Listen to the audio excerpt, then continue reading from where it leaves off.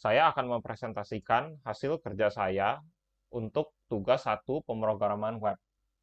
Di sini saya mengerjakan sebuah aplikasi tracking bahan ajar sesuai dengan soal yang diberikan. Pertama-tama, mari kita mulai dengan halaman login. Di sini user dapat memasukkan email dan password. Lalu, di bawah sini juga ada tombol forgot password dan register.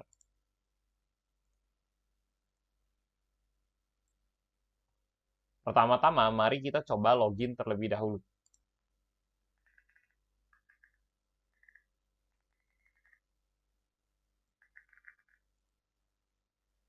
Bila email atau password salah, maka akan muncul alert seperti di atas. Sekarang mari kita coba dengan email dan password yang benar.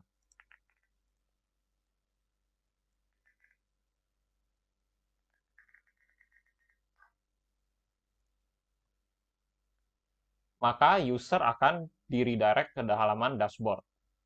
Bila user ingin mencoba kembali ke dalam halaman login, maka ia akan kembali ke halaman dashboard. Untuk kodenya, halaman login terdapat pada index.html. Di sini terhubung ke beberapa file CSS. Yang pertama ada style.css, ini untuk global style, dan juga login.css yang khusus untuk halaman login. Untuk script juga terhubung ke beberapa file JS. Yang pertama ada data.js, lalu ada script.js, dan login.js. Sekarang mari kita lihat file login.js. Di sini terdapat logic untuk menghandle bagian login. Pertama-tama di sini akan mengecek terlebih dahulu apakah ada user di dalam local storage. Jika ada user, maka akan di-redirect ke dalam dashboard.html atau tidak diperbolehkan untuk masuk ke dalam halaman login. Yang berikutnya, di sini adalah logic untuk bagian login. Saat user submit, maka akan masuk ke dalam function submit login, akan mengambil input email dan password, lalu email dan password yang baru diinput akan dicek ke dalam data pengguna. Bila tidak ditemukan, maka akan memberikan alert email atau password salah. Namun jika ditemukan, maka data user akan dimasukkan ke dalam local storage. Sistem akan memberikan alert selamat datang serta meredirect user ke dalam halaman dashboard.html. Sebelum ke dashboard, kita akan coba lihat bagian komponen terlebih dahulu.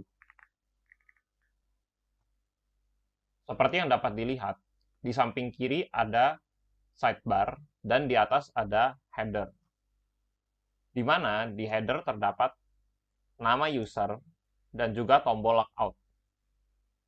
Bila kita melakukan logout, maka user akan terredirect kembali ke dalam halaman login, dan bila ia mencoba masuk ke dalam dashboard, maka ia akan kembali terredirect ke dalam halaman login. Untuk logiknya, terdapat pada file layout.js. Dan di sini juga terdapat komponen header.html dan juga sidebar.html. Di sini akan cek terlebih dahulu apakah ada user yang tersimpan di dalam local storage. Bila tidak ada, maka user akan kembali terlempar ke dalam index.html. Namun bila user ada, maka di sini akan mengambil komponen header dan juga sidebar, lalu menaruhnya di dalam HTML. Berikutnya di sini, bagian text content username akan diisi oleh nama user, dan juga logout button akan diberikan fungsionalitas untuk logout. On logout, user akan di-remove dari local storage dan akan di-redirect ke dalam halaman login. Berikutnya, mari kita coba lihat halaman dashboard.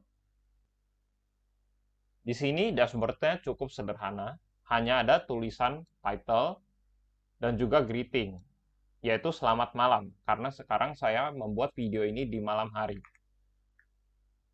Bila kita lihat logiknya, di sini greeting akan dynamic berdasarkan jam berapa user tersebut melakukan login atau mengakses sistem. Di sini by default, greeting akan selamat pagi. Namun bila ada di antara jam 12 dan jam 3, maka akan menjadi selamat siang.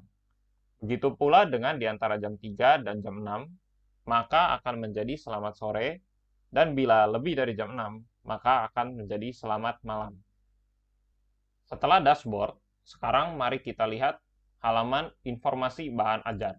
Seperti yang dapat dilihat, informasi bahan ajar ditampilkan dalam bentuk tabel yang didisplay seperti berikut. Sekarang mari kita lihat kodenya. Di sini kodenya juga cukup sederhana, hanya perlu mengambil elemen table, lalu melakukan loop terhadap data bahan ajar dan memasukkannya ke dalam table.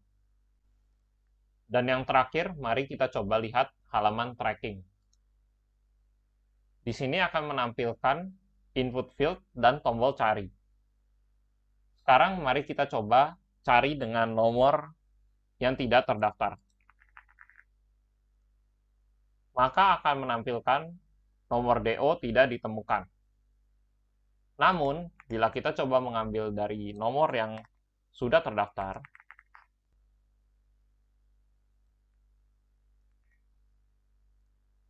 maka dapat dilihat bahwa detail pengiriman akan didisplay. Untuk kodenya, pertama, di sini saya mengambil seluruh elemen yang dibutuhkan terlebih dahulu, seperti search input, button, container untuk resultnya, elemen not found, dan detail dari order tersebut. Sekarang di sini, saat search diklik, maka yang akan dilakukan adalah pertama-tama mendapatkan input value-nya terlebih dahulu. Bila tidak ada input value, maka akan langsung di-return. Lalu, by default, result container dan not found akan dibuat menjadi hidden dengan cara mengubah kelasnya. Dan di sini akan mencoba mengambil data tracking berdasarkan input value-nya. Bila datanya tidak ada, maka elemen not found akan di-remove kelas hidden-nya, sehingga akan ditampilkan. Namun, bila data ditemukan, maka data akan ditampilkan dengan merubah setiap elemen detail pengirimannya, serta data perjalanannya. Dan container result-nya akan di-remove kelas hidden-nya.